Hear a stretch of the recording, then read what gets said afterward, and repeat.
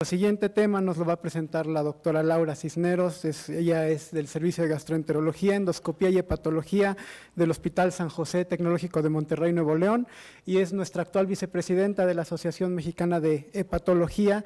La doctora Cisneros nos va a hablar ahora del tratamiento del carcinoma hepatocelular. Bienvenida, doctora. ¿Cómo le adelanto con este? Acá está, mire. Adelantar, atrasar, señalar.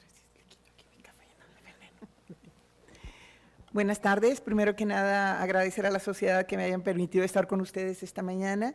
Bueno, ya tarde de trabajo, y espero que todos los temas sean de su interés. Si ustedes han visto, se ha hablado en la mañana que ya sea cualquier etiología de hepatitis, ya sea viral, ya sea grasa, alcohol, autoinmune o medicamentos, tóxica, todo nos puede pasar de hepatitis aguda, hepatitis crónica, y luego posteriormente a fibrosis y luego a cirrosis.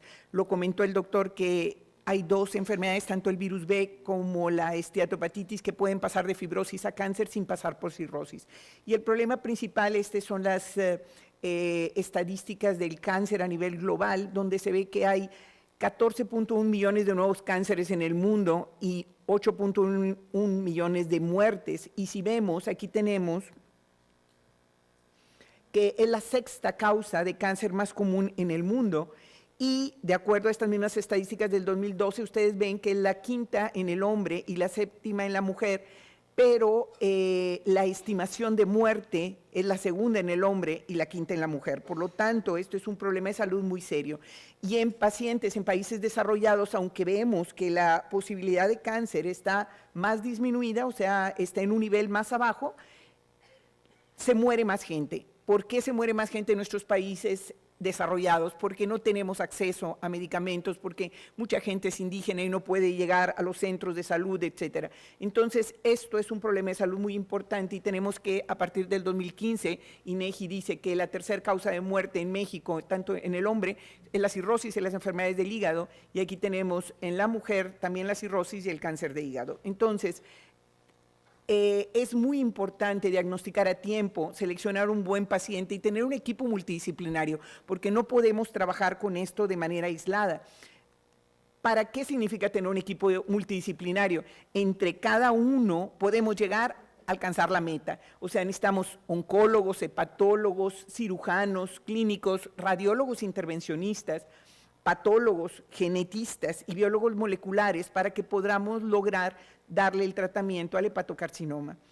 Esta gráfica, el doctor Jovet decía que lo ideal sería que entre el 2010 y 2020, que ya estamos ahí, pudiéramos lograr como Japón, que más de un 60% de los casos estuvieran en estadio temprano, y nosotros realmente tenemos un 10% de los casos. Entonces, es muy importante encontrarlos a tiempo, llevar una vigilancia de todo paciente cirrótico cada 6 meses, como le decía el doctor, con eco, con o sin alfa-fetoproteína, tener un equipo multidisciplinario para poder llevar a cabo una buena detección y un buen tratamiento de la lesión, y que sea curativa, porque solo en las etapas tempranas es curativa. Ha habido muchas clasificaciones, la única que tiene validez, tanto americana como europea, es la clasificación de Barcelona, porque incluye muchas cosas. Incluye el estadio funcional de la enfermedad, incluye el estadio funcional de la enfermedad, si el tamaño de la lesión, el estadio funcional del paciente, cómo está en su estado general, y el tipo de tratamiento, incluso la sobrevida. Entonces, esto ha ayudado mucho para poder clasificar las diferentes A, B, el 0, el A, B, C y D, que son las etapas de la clasificación de Barcelona. Me voy a empezar con la primera. La primera, que es el estadio 0, son lesiones muy pequeñitas, menos de 2 centímetros, en un paciente que está prácticamente en un estadio A, en muy buenas condiciones generales, está trabajando sin problemas, que no tiene elevación de bilirrubina, no tiene hipertensión portal. Entonces, aquí en este estadio, el tratamiento ideal sería la resección. Y como el hígado tenemos muchas secciones, se puede hacer una segmentectomía, como se ve en esta gráfica, donde se quita la lesión y se quitan márgenes libres del tumor, y esto nos da una sobrevida de 80-90%. Sin embargo, hay tasa de recurrencia. Hay un 70% de recurrencia dentro de los siguientes 5 años. Aunque nada más la resección, el estadio 0 y el estadio A son curativos, aún así tenemos que seguir a estos pacientes porque la tasa de recurrencia puede ser hasta de 70% a 5 años. Y puede haber aparición de tumores de novo, o sea, como tenemos un hígado cirrótico, puede haber otras zonas que aparezcan lesión. Y entonces es muy importante el seguimiento del paciente. La siguiente etapa, que viene siendo la etapa A, que también es un estadio temprano, esta etapa es cuando hay una lesión, hablaba el doctor del tamaño, el doctor Aiza, puede ser una lesión de 5 centímetros o 3 lesiones menos de 3 centímetros en un paciente que está con una calidad de vida perfecta y que si no tiene enfermedades asociadas, sería candidato a trasplante hepático. Y si sí tiene enfermedades asociadas, sería candidato a una ablación local. Entonces, vamos a hablar primero del trasplante hepático. ¿En qué paciente está indicado el trasplante hepático? En aquel paciente que tiene 3 lesiones, una lesión multinodular, 3 menos de 3 centímetros o una lesión de 5 centímetros. Pero hay grupos, por ejemplo, en Hong Kong o en la Universidad de San Francisco, que pueden trasplantar pacientes que tienen más de 3 nódulos, que sean más de 3 centímetros o que en total puedan llegar a 6.5 o hasta 8.5 centímetros. Entonces, cuando seguimos los criterios de Milán, que son los que generalmente están estandarizados, una lesión de 5 centímetros o 3 menos de 3, tenemos una sobrevida a 5 años mayor a un 70%. Y aquí tenemos que, aquí sí es un tratamiento curativo porque estamos quitando la cirrosis y estamos quitando el cáncer, estamos quitando las 2 enfermedades. Tiene una recurrencia muy baja de 8% a 4 años. Estas gráficas con las diferentes estudios que se han hecho, el doctor Mazzaferro, Bismuth, Jovet y Jonas, se ve que la tasa de sobrevida a un año va entre 80 y 85% y a 5 años puede llegar hasta 75%. ¿Y en qué se basa esto? Aparte de los criterios de Milán, aquí sí nos sirve la alfa-fetoproteína. La alfa-fetoproteína nos sirve como valor pronóstico. Si el paciente tiene criterios de Milán, pero tiene un alfa-feto más de 1000, tiene muy mal pronóstico para trasplantar y no debemos de trasplantarlo. Si el paciente no tiene criterios de Milán, pero tiene alfa-fetoproteína baja, menos de 100, pudiera ser un candidato a trasplante.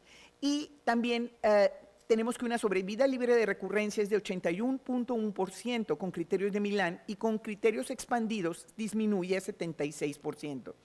Estos son los diferentes grupos, el de Hong Kong y los de San Francisco, que les digo que pueden llegar hasta 8 centímetros o 6.5 centímetros. Sin embargo, lo más importante para el trasplante es, si el paciente, los decía ahorita, tiene menos de 400 o más de 400 de alfa-fetoproteína, no nos da mejoría en la sobrevida, pero sí lo podemos ver a largo plazo. A un año, menos de 400 tiene 95% y más de 400, 89%.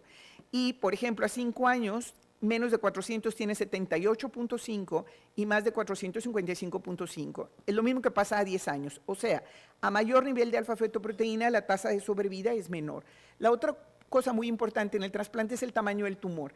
Entonces, entre más grandes son los tumores y tenemos más los criterios de la UCLA, que son los criterios de Los Ángeles y los criterios de San Francisco, la sobrevida es menor. Entonces, entre más la lesión es más grande fuera de los criterios de Milán, la sobrevida es menor. Y otra de las cosas muy importantes es la invasión vascular y la permeación linfática. Si un tumor se quitó en el hígado explantado, pero vemos que hay permeación linfática o invasión vascular, la tasa de recidiva aumenta. Y tenemos que mientras el paciente no tenga invasión vascular, vemos que la sobrevida es mucho mayor que si tiene invasión vascular, ¿sí? Entonces, podemos encontrar durante un trasplante una lesión tan pequeña como esta en un paciente de virus B, esto es un paciente nuestro de 0.46 milímetros que durante el explante se detecta un incidentaloma, o sea, una lesión muy pequeñita, o ser un candidato a trasplante porque tiene una lesión única de 5 centímetros, que es moderadamente diferenciado. Ustedes ven, quitamos el hígado que está cirrótico, pero aparte el tumor. y hay que seguirlo posteriormente. Ahora, cuando el paciente se pone en la lista, este es nuestro histórico de trasplante hepático en México, el cual no es mucho, a diferencia de otros países, pero aún así, solo un 5% de estos trasplantes son por hepatocarcinoma. La mayor parte de los hepatocarcinomas llegan en etapas muy avanzadas y por lo tanto no son curativos. Entonces, debemos de insistir, especialmente en ustedes, en la detección temprana de estos pacientes, todo el paciente cirrótico, hacerle escrutinio con eco cada 6 meses para poder detectar a tiempo los tumores y poderlos mandar para hacer un tratamiento curativo. Les decía que dentro de las etapas tempranas, si la lesión, si al parte del paciente, aunque esté la lesión pequeña, pero tiene enfermedades asociadas, diabetes, alta presión, hiperlipidemia, descompensaciones, ya no sería candidato a trasplante hepático y sería candidato a una terapia local, una ablación local. Y dentro de las ablaciones locales, la más frecuente es la radiofrecuencia. Esto, si ven, son unas pequeñas agujas que en ocasiones están curvadas en la punta y esto se mete dentro de la lesión. Si tiene 3 ganchitos, son 3 centímetros y si tiene 5, son 5 centímetros. Es un generador con corriente alterna que es una corriente eléctrica que lo aplicamos a la aguja y de ahí directamente al tumor. Y lo que se trata es dar calor a temperaturas altas, 70, 90 grados, para que se necrose. Aquí vemos la aguja, que les digo puede ser de 3 o 5 centímetros y se logra una necrosis. Lo más importante es encontrar una necrosis completa. Puede ser con radiofrecuencia. La radiofrecuencia, a diferencia de la inyección de alcohol es alcohol absoluto, se inyecta directamente, pero el riesgo es de que si se cae tantito alcohol en el peritoneo, da una peritonitis. Y aparte puede haber diseminación en el sitio donde puncionamos. La radiofrecuencia, aparte de la necrosis, tiene un área más amplia, de medio a 1 centímetro, que necrosa la zona y eso nos permite estar más tranquilos o más seguros del tipo de tratamiento que usamos. Puede haber otro tipo de terapias locales como es la crioterapia. Si se fijan, podemos incluir una sola aguja o varias que pueden ser múltiples y aquí lo que se hace es lo mismo que se hace con radiofrecuencia, se meten dentro del tumor y se pone temperatura congelación para que se necrose la lesión. O puede ser microondas, que también se usa, o sea, cualquier tipo de calor o frío que necrose la lesión. La siguiente etapa sería la etapa B, la etapa intermedia, el estadio intermedio. Aquí son lesiones multinodulares en un paciente que tiene muy buena capacidad funcional. Y el Grupo de Barcelona solo recomienda que se use la quimioembolización transarterial. ¿Qué es la quimioembolización? Es entrar de manera selectiva, superselectiva a través de la femoral, llegar al hígado y encontrar la lesión y ahí poner ya sea diferentes agentes, entre ellos lipiodol, coil metálicos, etcétera, para, junto o no con quimioterapia para matar esa lesión. Pero estos pacientes generalmente tienen un síndrome post-quimioembolización, que son fiebre, malestar general,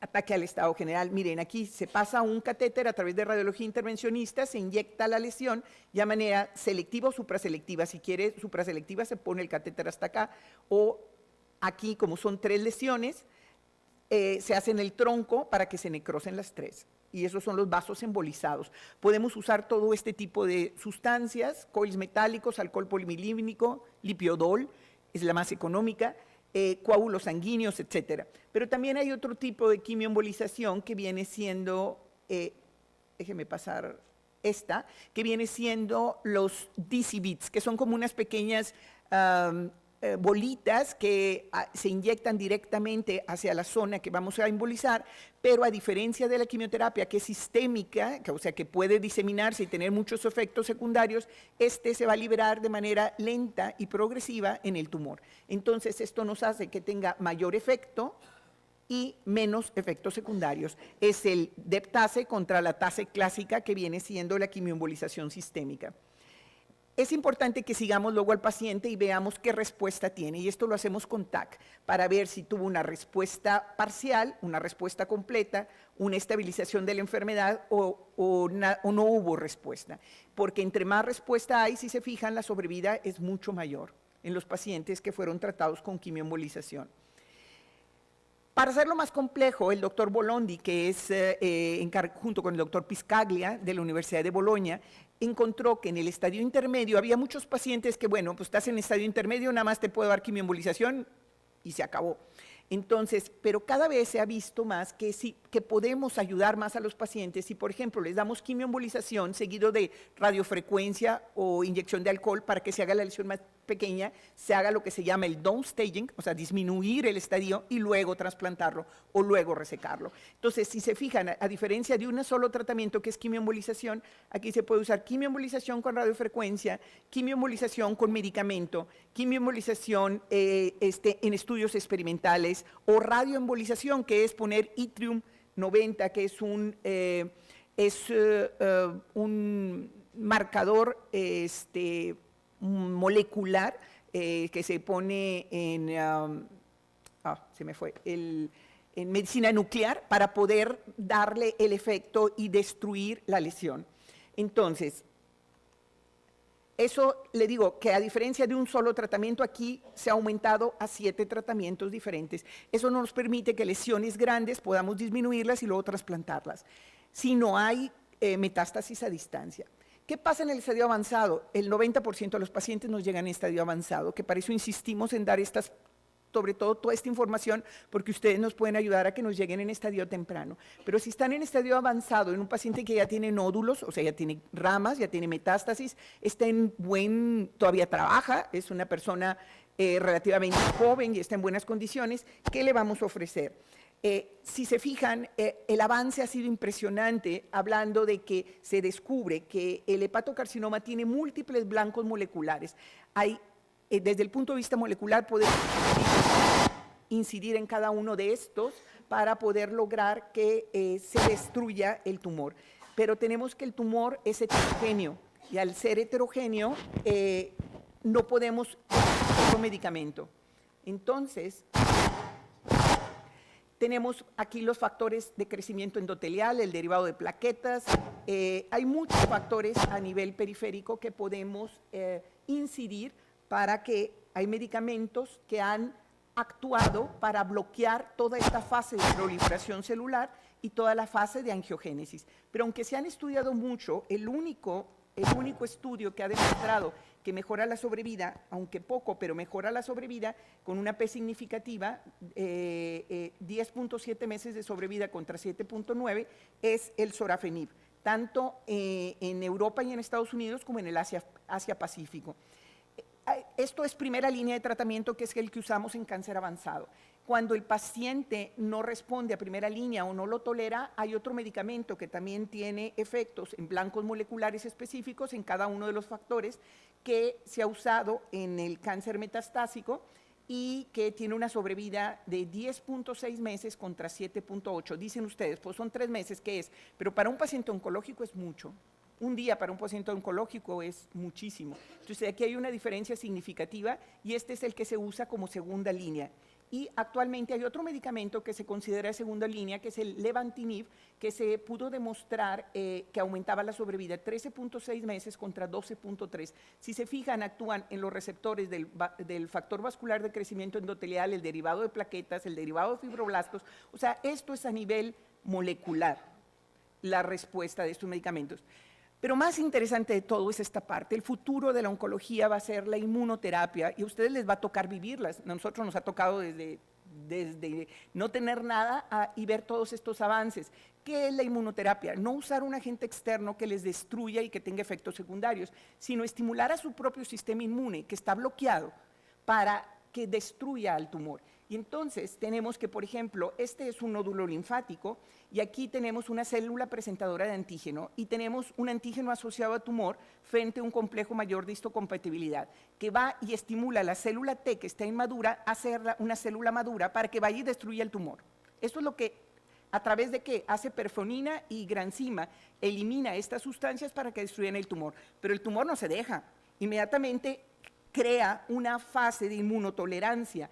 Y esta fase de inmunotolerancia lo que hace es, al querer nosotros estimular la célula T, se estimula el CD28 a través de estas B7-1 y B7-2, que son proteínas, y hacen que la célula T se ponga muy activa y sean las natural killer para que vayan y destruyan. Y si oyeron ahorita todo el interferón y todos los efectos secundarios, pues también el interferón nos sirve para destruir las células tumorales.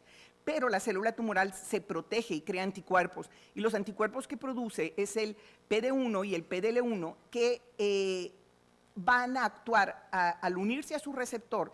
Estos anticuerpos se bloquean la misma actividad inmune. Entonces, estos mecanismos de autorregulación o de inmunotolerancia los podemos bloquear a través de los nuevos medicamentos. Si usamos medicamento contra el CTL4 o usamos medicamentos contra el PD1 y el PDL1, entre esos está el nivolumab y el pembrolizumab y estos otros que son prácticamente lo más nuevo que se ha visto en este momento son todos estos medicamentos que en este momento se están estudiando y que actúan contra el PD1, con PDL1 o contra el CTLA4, que son los anticuerpos que van a inhibir el bloqueo del sistema inmune. Entre estos, ya para hepatocarcinoma avanzado se ha estudiado el nivolumab a diferentes dosis y este es un anticuerpo monoclonal humano, IgG, que vio una tasa de respuesta parcial y estabilización de la enfermedad en 20% de los pacientes.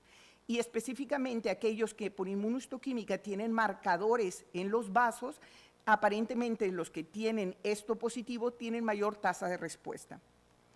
Hay este otro que es el pembrolizumab, esto se presentó recientemente en el ASCO, bueno, el año pasado, donde se ve que hay una tasa de respuesta de 16.3%. Y probablemente el futuro es usar mezclas de medicamentos, y aquí tenemos el levantinib, que les decía que ya se acepta también como segunda línea de tratamiento, más pembrolizumab, y esto se presentó también en el ASCO como resultados preliminares, y la conclusión es que es seguro y que probablemente nos va a servir en el hepatocarcinoma avanzado una vez que se terminen los estudios. También, ya casi terminó, hay perfiles de expresión génica donde hay diferentes genes que pueden inhibir, hay 91 genes que inhiben la expresión de los genes que se asocian al tumor. Y probablemente, ¿cuál sería lo que me interesa que les quede claro? Probablemente no usemos solo una cosa, no un anticuerpo anti-PD1, anti-PDL1, sino que usemos esto más resección, esto más quimioembolización, esto más inhibidores blancos moleculares específicos o contraagentes citotóxicos. La mezcla es lo que nos va a permitir. Estos son los estudios que se están llevando a cabo, estamos participando en alguno de ellos, específicamente en 2 de ellos. Entonces, aquí lo importante es que con la pura quimioterapia, miren, la tasa de respuesta y la sobrevida del paciente es baja. Si luego le agregamos terapia genómica, aumenta un poco, pero lo más importante es la mezcla de usar estos anticuerpos monoclonales y la mezcla de varios de ellos para que logremos una sobrevida mayor y una respuesta al tratamiento. Y por último tenemos lo que nos llega a la mayor parte de los pacientes entre este estadio y el paciente que ya está en muy malas condiciones, está en Child-C, ya tiene ascitis, ya tiene ictericia, está en estadio terminal y no tenemos nada que ofrecerle. Esto sería nada más tratamiento de sostén. Muchas gracias.